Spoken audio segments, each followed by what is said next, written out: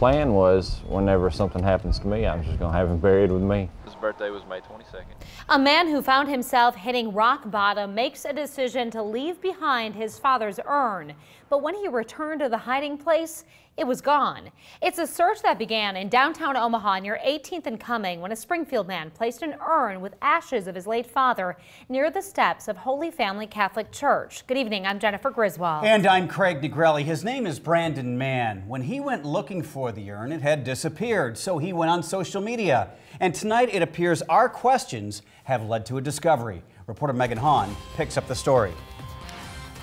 Brandon Mann was down on his luck when he felt he had no choice but to leave his father's remains at the safest place he could think of, a church. This weekend he turned to Facebook to help find his late father's ashes. He passed away in 2014. I've had them with me since that day. Years after the death of his father, there's not a day that passes that Brandon Mann doesn't think about his dad, Jerry. He was just the most fun guy you could ever want to hang around. And he had a real loving mindset. I don't think there was very many people that he ever spoke or thought he'll love. It's these memories that gave Mann strength through a rough patch. Being homeless is an experience that I wouldn't wish on anybody.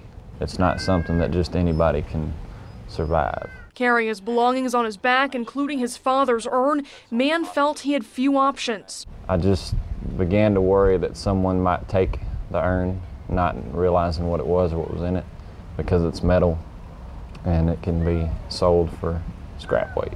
I felt like the safest thing for me to do was to leave it at a church. So I placed it under the bush, at the very back of the bush. For over a year, father and son are separated.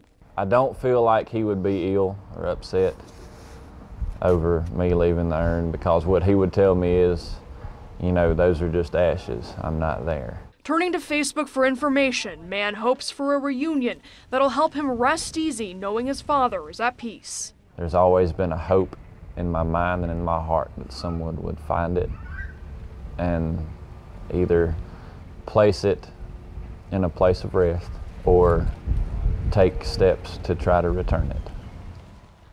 We made several calls today to try to locate the urn. We spoke to the Archdiocese of Omaha, who say an urn was found at Holy Family Church.